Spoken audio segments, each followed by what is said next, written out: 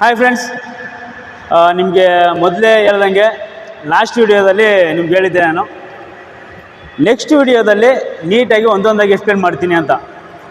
So ಅದಕ್ಕೆ ಇವತ್ತು ನಾನು ಇಲ್ಲಿ ವೆಂಕಟೇಶ್ವರ ಡ್ರೈವಿಂಗ್ ಸ್ಕೂಲ್ ಅವರ ಟ್ರೈನರ್ ಏನಿದ್ದಾರೆ ನಮ್ಮ ಪವನ್ ಅಂತ ಹೇಳ್ಬಿಟ್ಟು, ಆ ಪವನ್ ಅವರು ಇಲ್ಲೇ ಇದ್ದಾರೆ.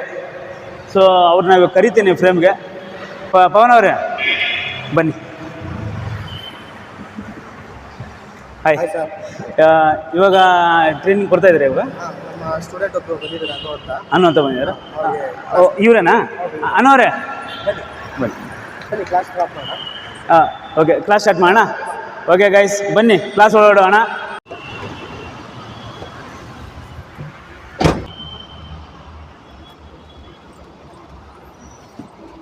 ಕಮ್.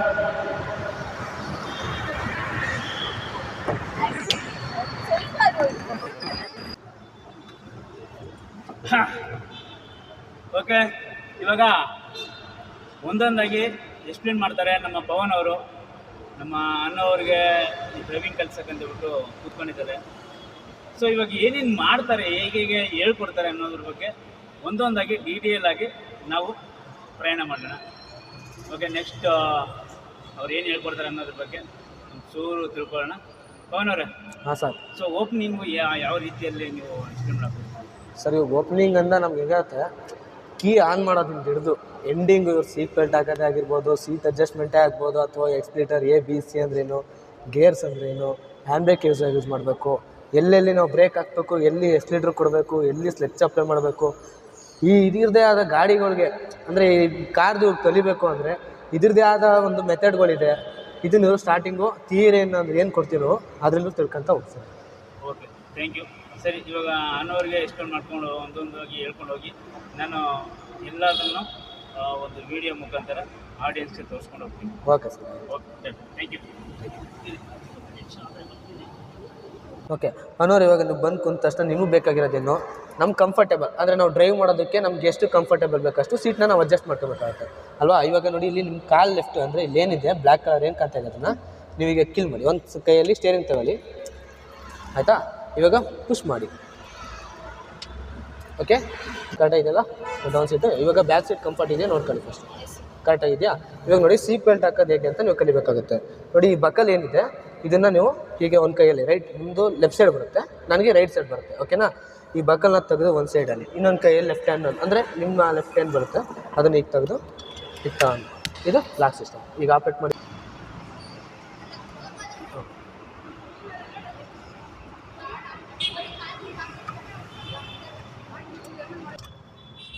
ಇವಾಗ ಕೀ ತಗೊಂಡು ನೀವು ಕೀ ಇಗ್ನಿಷನ್ನ ಆನ್ ಮಾಡಬೇಕಾಗುತ್ತೆ. ಇವಾಗ ಓಕೆ, ತಗೊಳ್ಳಿ ಕೀ,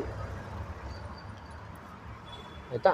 ಇವಾಗ ಅಲ್ಲೇನಿದೆ ನಿಮಗೆ ಕೀ ಸಿಸ್ಟಮ್ಗೆ ನೋಡಿ, ಈ ಕಡೆ ಇಲ್ಲಿ 2 ಸ್ಟೆಪ್ಸು 1 2. ಇವಾಗ ಕೀ ಆನ್ ಮಾಡೋದು ಗೊತ್ತಾಯ್ತಲ್ವಾ?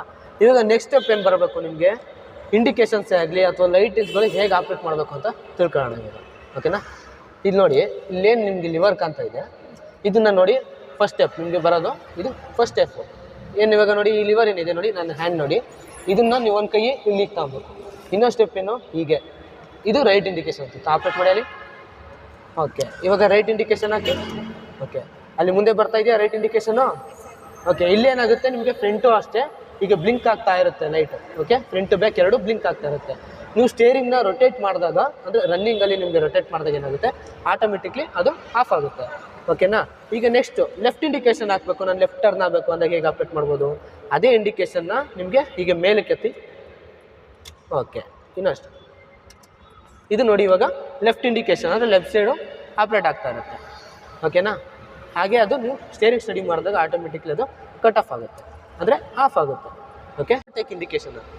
ಈ ಓವರ್ಟೇಕ್ ಇಂಡಿಕೇಶನ್ ಅಂದರೆ ಏನು ಗೊತ್ತಾ? ಇಲ್ಲ.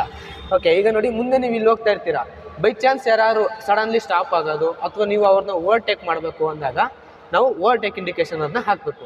ಯಾವ ಥರ, ಇದನ್ನ ನಾರ್ಮಲಾಗಿ ನಿಮ್ಗೆ ಇಲ್ಲಿ ಲಿವರ್ ಏನಿದೆ ಇದನ್ನು ಫುಲ್ ಡೌನ್ ಮಾಡಿದ್ರೆ ನಿಮಗೆ ರೈಟ್ ಇಂಡಿಕೇಶನ್ ಅಂದರೆ ರೈಟ್ ಕಟ್ ಆಗಬೇಕು ಅಂದಾಗ ಮಾತ್ರ ರೈಟ್ ಇಂಡಿಕೇಶನ್ ಹಾಕ್ತೀವಿ ಅಲ್ವಾ? ಅದೇ ನಿಮಗೆ ಈ ಲಿವರ್ ಏನಿದೆ ಜಸ್ಟ್ ಇದನ್ನು ಕಾಲಿಂಗ್ ಬೆಲ್ ಥರ ಹೀಗೆ ಪ್ರೆಸ್ ಮಾಡಿದ್ರೆ ಇದೇನಾಗುತ್ತೆ, ಜಸ್ಟ್ 3 ಸೆಕೆಂಡ್ಸ್ ಮಾತ್ರ ನಿಮಗೆ ಹೀಗೆ 3 ಸತಿ ಮಾತ್ರ ಬ್ಲಿಂಕ್ ಆಗುತ್ತೆ ಲೈಟ್. ಆವಾಗ ನಿಮ್ಗೆ ಏನು ಥಿಂಕ್ ಮಾಡಬೇಕು, ಇದು ಓವರ್ಟೇಕ್ ಇಂಡಿಕೇಶನ್, ಅಂದರೆ ಮುಂದೆ ಓವರ್ಟೇಕ್ ಮಾಡ್ತಾ ಇದ್ದಾರೆ ಅಲ್ವಾ?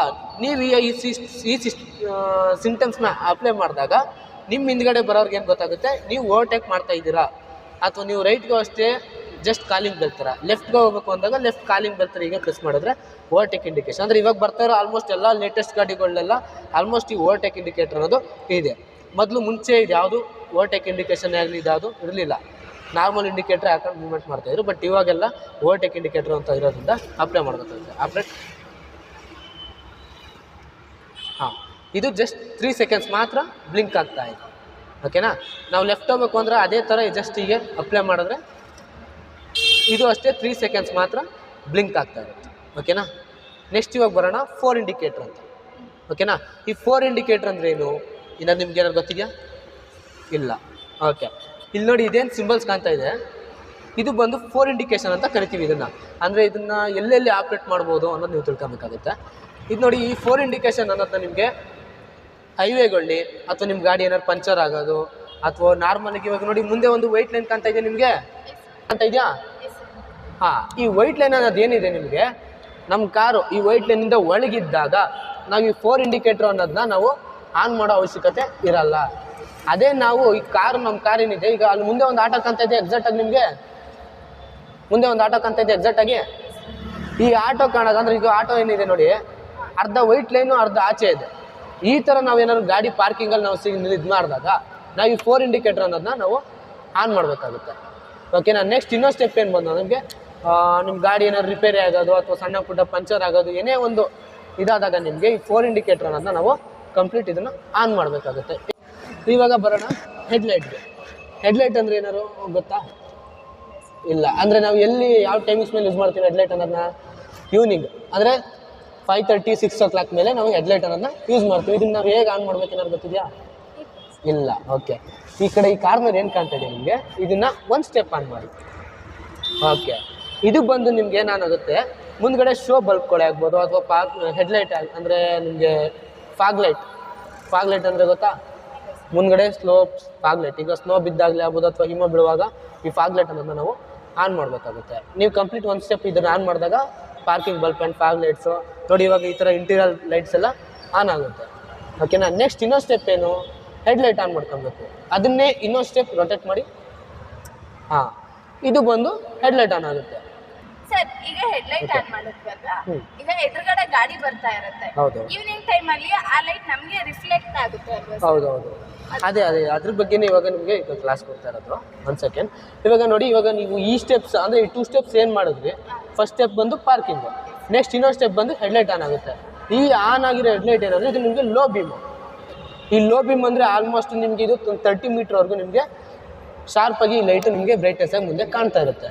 ಓಕೆ, ನೆಕ್ಸ್ಟು ಇದೇ ಲಿವರ್ ಏನಿದೆ ಇದನ್ನು ನಿಮಗೆ ನೋಡಿ ಹೀಗೆ ಹಿಂದೆ ತೊಳಿ, ನೋಡಿ ಒಂದು ಕೈನ ನೋಡಿ ಹೀಗೆ ಹಿಂದೆ ತೊಳಿ, ಹಿಂದಕ್ಕೆ ನೋಡಿ 1 ಸೆಕೆಂಡ್ ಇಲ್ಲಿ ನೋಡಿ. ಹಾಂ, ಹಾಗೆ ಇದು ಬಂದು ಹೈ ಬೀಮ್ ಅಂತ ಕರಿತೀವಿ.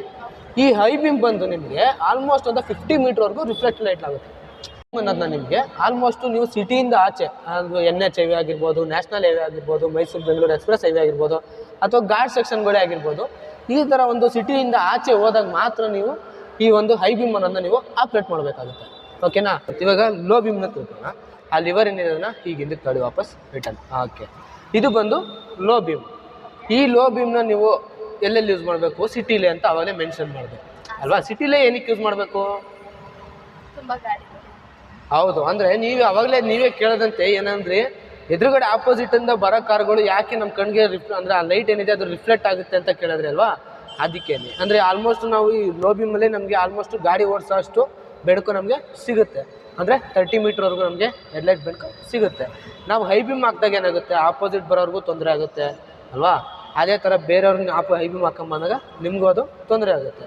ಅದರಿಂದ ನೀವು ಯಾವಾಗಲೂ ಲೋ ಬೀಮ್ನೇ ಯೂಸ್ ಮಾಡಬೇಕಾಗುತ್ತೆ. ಓಕೆನಾ? ಇವಾಗ ಗೊತ್ತಾಯ್ತಾ? ನೆಕ್ಸ್ಟ್ ಇವಾಗ ಬರೋಣ ಡಿಮೆಂಡ್ ಡಿಪ್. ಈ ಡಿಮೆಂಡ್ ಡಿಪ್ ಅಂದರೆ ಏನು ಯಾರು ಗೊತ್ತಿದೆಯಾ? ಇಲ್ಲ. ಈ ಡಿಮೆಂಡ್ ಡಿಪ್ ಅಂದರೆ ಈ ಲಿವರ್ ಏನಿದೆ ನೋಡಿ, ಇದನ್ನು ಈ ಕಾರ್ನರ್ಗೆ ತಗೊಂಡು ನೀವು ಹೀಗೆ 2 ಸ್ಟೆಪ್ಸ್ ಓಕೆ ಆಪ್ರೇಟ್ ಮಾಡಿ. ಅದೇ ಆ ಕಡೆ ಇಲ್ಲೇ ತಗೊಳ್ಳಿ ಮೇಡಮ್. ನೋಡಿ ಹೀಗೆ ನಾನು ಹೇಗೆ ಕೊಟ್ಟೆ ನೋಡಿ, ಹೀಗೆ. ಹಾಂ, ನೋ ಮ್ಯಾಮ್, ಈ ಕಾರ್ನರ್ ತಗೊಳ್ಳಿ. ಈ ಕಾರ್ನರ್ ಏನಿದೆ ಅದನ್ನು ತಗೊಳ್ಳಿ. ಓಕೆ, ಹೀಗೆ 2 ಸ್ಟೆಪ್ಸ್. ಹಾಂ, ಇಲ್ಲಿ ಬಂತ ಹೆಡ್ಲೈಟು. ಇಲ್ಲೊಂದು ಬ್ಲೂ ಕಲರ್ ಚೆಸ್ಟ್ ಲೈಟ್ ಏನಿದೆ ನಿಮಗೆ ಬ್ಲಿಂಕ್ ಆಗುತ್ತೆ ನೋಡಿ, ಆಪ್ರೇಟ್ ಮಾಡಿ ಅಲ್ವಾ. ಇದನ್ನು ನಾವು ಡಿಮ್ ಡಿಪ್ ಅಂತ ಕರಿತೀವಿ. ಅವಾಗ ಏನಾಗುತ್ತೆ, ಮುಂದ್ಗಡೆ ಹೆಡ್ಲೈಟ್ ಈ ಥರ ಬ್ಲಿಂಕ್ ಆಗುತ್ತೆ. ಅವಾಗ ಏನಾಗ್ತಾರೆ, ಆಪೋಸಿಟು high beam mirror low beam ಅಂತಾರೆ. ಓಕೆ, ನೀವು ಆಲ್ಮೋಸ್ಟ್ ಇದು ಲೋ ಬೀಮ್ನ ಸಿಟಿ ಒಳಗಡೆನೇ ಯೂಸ್ ಮಾಡಬೇಕಾಗುತ್ತೆ. ಓಕೆನಾ. ಇವಾಗ ಆಫ್ ಮಾಡೋದಕ್ಕೆ ಅದೇ ಥರ ಸೇಮು 2 ಸ್ಟೆಪ್ಸ್ ಹಿಂದೆ, 2 ಸ್ಟೆಪ್ಸ್ ಹಿಂದೆ ತಗೊಬೇಕು ಹಾಗೆ. ಓಕೆ, ಇವಾಗ ವೈಫರ್ ಬಗ್ಗೆ ತಿಳ್ಕೊಂಡು ಇವಾಗ 1 ಸ್ಟೆಪ್ ಕೀ ಆಫ್ ಮಾಡಿ, 1 ಸ್ಟೆಪ್ ಆಫ್ ಮಾಡಿ. ನಾನು ಏನಕ್ಕೆ ಕೀ ಆಫ್ ಮಾಡಿದೆ ಗೊತ್ತಾಯ್ತಾ ನಿಮಗೆ? ಅದೇ, ಯಾಕೆಂದರೆ ಮುಂದೆ ಗ್ಲಾಸ್ ಏನಿದೆ ಅದು ನಾವು ಹಾಗೆ ಕೀ ಇಗ್ನಿಷನ್ ಆನ್ ಇಟ್ಕೊಂಡು ಯೂಸ್ ಮಾಡಿದ್ರೆ ಏನಾಗುತ್ತೆ, ಗ್ಲಾಸು ಸ್ಕ್ರ್ಯಾಚಸ್ ಆಗುತ್ತೆ. ಆದ್ದರಿಂದ ಕೀ ಆಫ್ ಮಾಡಿಸ್ತೆ. ಇವಾಗ ಹಾಗೆ ನಾನು ಹೇಳ್ತೀನಿ, ನೀವು ಅದನ್ನು ಹಾಗೆ ಇಮ್ಯಾಜಿನೇಷನ್, ಜಸ್ಟ್ ಒಂದು ಇಮ್ಯಾಜಿನ್. ಓಕೆ, ಇವಾಗ ಈ ಲಿವರ್ ಏನಿದೆ ಇದನ್ನು ನೋಡಿ ನಾವು ಹೀಗೆ ಹಿಡಿದಿಟ್ಕೊಂಡ್ರೆ ಓಕೆ, ಮುಂದೆ ಏನಾಗುತ್ತೆ, ವಾಟರು ಬರುತ್ತೆ ವಿತ್ ಗ್ಲಾಸು ಕ್ಲೀನ್ ಆಗುತ್ತೆ. ಓಕೆನಾ. ನಾವು ಸಾಕು ಕ್ಲೀನಿಂಗ್ ಸಾಕು ಅಂತ ನಾವು ಈಗ ಬಿಟ್ಟಾಗ ಏನಾಗುತ್ತೆ, ಆಟೋಮೆಟಿಕ್ಲಿ ಅದು ಆಫ್ ಆಗುತ್ತೆ. ಓಕೆನಾ. ನೆಕ್ಸ್ಟ್ ಇವಾಗ ಬರೋಣ. ಅಂದರೆ ಪವನ್ ಅವರೇ, ಅದು ವಾಟರ್ ಜೊತೆ ವೈಫರು ಆನ್ ಆಗುತ್ತಾ? ಹೌದು ಸರ್, ವಾಟ್ರ್ ಜೊತೆ ವೈಫರು ಸದಾ ವರ್ಕ್ ಆಗುತ್ತೆ. ಅಂದರೆ ನಾವು ಬಿಟ್ಟಾಗ ಏನಾಗುತ್ತೆ, ಈಗ ಹಿಡಿದಿಟ್ಕೊಂಡಿರ್ತೀವಿ, ಇವಾಗ ಏನಾಗುತ್ತೆ, ವಾಟರು ಬರುತ್ತೆ ವಿತ್ ವೈಫರು ಪ್ರೊಟೆಕ್ಟ್ ಆಗ್ತಾ ಇರುತ್ತೆ. ಅಂದರೆ ನಾವು ಬಿಟ್ಟಾಗ ಸಾಕು ನಮ್ಮ ಕ್ಲೀನಿಂಗ್ ಅಂತ ನಾವು ಈಗ ಬಿಟ್ಟಾಗ ಏನಾಗುತ್ತೆ, ಅದು ಆಟೋಮೆಟಿಕ್ಲಿ ಸ್ಟಾಪ್ ಆಗುತ್ತೆ. ಅಂದರೆ ಲಾಸ್ಟ್ 1 ಸ್ಟೆಪ್ ಸ್ಟಾಪ್ ಆಗುತ್ತೆ. ಓಕೆನಾ. ನೆಕ್ಸ್ಟ್ ಇವಾಗ ಬರೋಣ ವೈಫರ್, ನಾರ್ಮಲ್ ವೈಫರ್. ಈಗ ಮಳೆ ಕಮ್ಮಿ, ಮಳೆ ಬರ್ತಾ ಇದೆ, ಒಂದು ಲೈಟ್ಲಿ ಮಳೆ ಅಂತ ತಿಳ್ಕೊಂಡು ಆವಾಗ ಏನು ಮಾಡಬೇಕು, ಇದನ್ನು ತಾಳಿ 1 ಸ್ಟೆಪ್ ಮಾತ್ರ ಡೌನ್ ಮಾಡಿ, 1 ಸ್ಟೆಪ್ ಡೌನ್. ಅವ್ರು ಮುರಿದೋಗೋ ಥರ ಇದ್ದಾರೆ ಪವನ್ ಅವರೇ. ಓಕೆ, ಇವಾಗ 1 ಸ್ಟೆಪ್ ಡೌನ್ ಮಾಡಿದ್ರೆ ಇದು ಬಂದು ನಿಮ್ಗೆ ಏನಾಗುತ್ತೆ, ಜಸ್ಟ್ ಒಂದು 3 ಸೆಕೆಂಡ್ಸ್ ಟೈಮ್ ವೈಪ್ ಆಗುತ್ತೆ. ಓಕೆನಾ. ಈಗ ಇದಕ್ಕಿಂತ ಒಂಚೂರು ಜಾಸ್ತಿ ಮಳೆ ಬಂತು ಅಂದಾಗ ಇನ್ನೊಂದು ಸ್ಟೆಪ್ ಡೌನ್ ಮಾಡಿ, ಒಂದೇ 1 ಸ್ಟೆಪ್. ಓಕೆ, 1 ಸ್ಟೆಪ್ ಮಾಡಮ್ಮ, ಈ 1 ಸ್ಟೆಪ್ ಮಾಡಬೇಕು. ಓಕೆನಾ. ಇವಾಗ ಇದೇನಾಗುತ್ತೆ ನಿಮಗೆ, ಜಸ್ಟ್ ಒಂದು 2 ಸೆಕೆಂಡ್ಸ್ ಟೈಮ್ ವರ್ಕ್ ಆಗುತ್ತೆ. ಓಕೆನಾ. ಇನ್ನೂ ತುಂಬ ಜೋರು ಮಳೆ ಬರ್ತಾ ಇದೆ ಅಂದಾಗ ಇನ್ನೊಂದು ಸ್ಟೆಪ್, ಲಾಸ್ಟ್ ಸ್ಟೆಪ್ ಇದು. ಇದು ಬಂದು ನಿಮಗೆ continuous non stop. Okay, seconds time non stop ಆಗಿ ವರ್ಕ್ ಆಗ್ತಾ ಇರುತ್ತೆ. ಓಕೆನಾ. ಆಫ್ ಮಾಡೋದಕ್ಕೆ ಅಷ್ಟೇ ಸೇಮ್ ಮೆಥಡ್, 1 2 3. ಓಕೆನಾ. ನೆಕ್ಸ್ಟ್ ಇವಾಗ ಬರೋಣ. ಈಗ ಇಡ್ಲಿ ಬಿದ್ದಿರುತ್ತೆ ಗ್ಲಾಸ್ ಮೇಲೆ, ಅಥವಾ ಸಣ್ಣ ಡಾಟ್ ಮಳೆ ಬಿದ್ದಿರುತ್ತೆ. ಇವಾಗ ನಾವು ಈ 1 ಸ್ಟೆಪ್ ಏನಿದೆ ಇದನ್ನು ಆನ್ ಮಾಡೋ ಅವಶ್ಯಕತೆ ಇರಲ್ಲ. ಮತ್ತೇನು ಮಾಡ್ಬೋದು? ಓಕೆ, ನಾನೇ ಹೇಳ್ಬಿಟ್ನಲ್ಲ. ಓಕೆ, ಇವಾಗ ನೋಡಿ ಈ ಲಿವರ್ ಏನಿದೆ ಇದನ್ನು ಜಸ್ಟ್ ಈ ಥರ 1 ಸ್ಟೆಪ್ ಆನ್ ಮಾಡಿಬಿಟ್ರೆ ಸಾಕು. ಈ ವೈಪ್ ಏನಿದೆ ಜಸ್ಟ್ ಒಂದೇ ಒಂದು ಸತಿ ಹಿಂಗೆ ಆಗಿ ಬರುತ್ತೆ. ಓಕೆನಾ. ಇವಾಗ ಗೊತ್ತಾಯ್ತು ಏನಕ್ಕೆ ಯೂಸ್ ಮಾಡ್ತೀವಿ ಅಂತ. ಇವಾಗ ನಿಮಗೆ ನಾರ್ಮಲಾಗಿ ಇಂಡಿಕೇಶನ್ ಆಗ್ಬೋದು, ಅಥವಾ ವೈಫರ್ಸ್ ಆಗ್ಬೋದು, ಹೆಡ್ಲೈಟ್ಸ್ ಆಗ್ಬೋದು, ಪಾರ್ಕಿಂಗು, 4 ಇಂಡಿಕೇಟರ್ ಬಗ್ಗೆ ಎಲ್ಲ ಗೊತ್ತಾಯ್ತು. ಇವಾಗ ನಿಮಗೆ ಬೇರೆ ಕಾರಲ್ಲಿ, ಅಂದರೆ ಇವಾಗ ನೋಡಿ ನೀವು ಇದು ಸ್ವಿಫ್ಟ್ ಗಾಡಿ ಅಲ್ವಾ, ಅದೇ ನಮಗೆ ಈ ಟೊಯೋಟೋ, ಹುಂಡೈ ಈ ಥರ ಬೇರೆ ಕಂಪ್ನಿಗಳಾದರೆ ಇದೇ ಒಂದೇ ಸೇಮ್ ಮೆಥಡ್ ಇರ್ತದೆ. ಬಟ್ ಪೋಲೋ ಕಾರ್ ಆಗಿದ್ದರೆ, ಅಥವಾ ಬೆನ್ಸು, ಆಡಿ, ಬೇರೆ ಹೈಬ್ರಿಡ್ ಕಾರ್ಗಳಲ್ಲಿ ಸ್ಕ್ವಾಡ್ ಆಗಿಬಿಟ್ರೆ ನಿಮಗೆ ಸ್ಕೋಡಾ ಕಾರ್ಗಳಲ್ಲೆಲ್ಲ ಏನಾಗುತ್ತೆ, ಆಪ್ಷನ್ ನೆಟ್ಟಲ್ಲಿ ಅಂದರೆ ಆ ಇಂಡಿಕೇಶನ್ ಏನಿದೆ ಅದು ವರ್ಕರ್ನ ಇಲ್ಲಿ ಬರುತ್ತೆ, ವೈಫರ್ ವರ್ಕರು ಅಲ್ಲಿ ಹೋಗುತ್ತೆ. ಓಕೆ, ಜಸ್ಟ್ ಜಾಗ ಅಂದರೆ ಪ್ಲೇಸ್ ಚೇಂಜ್ ಆಗುತ್ತೆ ಹೊರತು ಪ್ರೊಸೀಜರ್ ಒಂದೇ ಇರ್ತದೆ, ಆಪ್ರೇಟ್ ಮಾಡೋ ಪ್ರೊಸೀಜರ್ ಒಂದೇ ಇರುತ್ತೆ. ಓಕೆ, ABC ಅಂದರೆ ಎಕ್ಸಿಲೇಟರ್, ಬ್ರೇಕ್ ಆ್ಯಂಡ್ ಸ್ಲಚ್. ಅಂದರೆ ನೋಡಿ ಆ ಕಡೆ ರೈಟ್ ಸೈಡು ನಿಮ್ಮ ರೈಟ್ ಲೆಗ್ ಏನು ಮಾಡಿ, ಎಕ್ಸಿಲೇಟರ್ ಅಂದರೆ ಆ ಕಡೆ, ಅದು ಎಕ್ಸಲೇಟರ್ ಪ್ಲಸ್, ಅದು ಬಂದು ಎಕ್ಸಲೇಟರ್. ಓಕೆ, ಅದೇ ರೈಟ್ ಲೆಗ್ನ ನೆಕ್ಸ್ಟ್ ಒನ್ ಬನ್ನಿ, ಇದು ಬ್ರೇಕ್, ಇದು ಬಂದು ಆಪ್ರೇಟ್, ಇದು ಬಂದು ಬ್ರೇಕ್. ಓಕೆ, ಈಗ ರೈಟ್ ಲೆಗ್ ಬಿಡಿ, ಇವಾಗ ಲೆಫ್ಟ್ ಲೆಗ್ ತೆಗೆದು C ಅಂದರೆ ಸ್ಲೆಚ್. ಓಕೆ, ಇದನ್ನು ಪ್ರೆಸ್ ಮಾಡಿ, ಇದನ್ನು ಯಾವಾಗಲೂ ನಾವು ಫುಲ್ಲಿ ಡೆಡ್ ಆ್ಯಂಡ್ ಎಂಡ್ ಆಗಬೇಕು. ಓಕೆ, ಇದು ಫುಲ್ ಪ್ರೆಸ್ ಆಗಬೇಕು, ಇದು ಬಂದು ಸ್ಲೆಚ್ ಅಂತ ಕರಿತೀವಿ. ಇವಾಗ ABC ಅಂದರೆ ಎಕ್ಸಿಲೇಟರ್, ಬ್ರೇಕ್ ಆ್ಯಂಡ್ ಸ್ಲೆಚ್, ಬರೀ ಇಷ್ಟೇ ತಿಳ್ಕೊಂಡ್ರೆ ಸಾಲದು ಅಲ್ವಾ. ಇವೆಲ್ಲ ಏನಕ್ಕೆ ವರ್ಕ್ ಆಗುತ್ತೆ, ಹೇಗೆ ವರ್ಕ್ ಆಗುತ್ತೆ, ಇದು ಬೇಕಾಗುತ್ತಲ್ವ. ಗಾಡಿ ಮೂವ್ಮೆಂಟ್ ಮಾಡೋಕ್ಕೆ ನಮಗೆ ಎಕ್ಸಿಲೇಟರ್ ಏನಕ್ಕೆ ಕೊಡ್ತೀವಿ,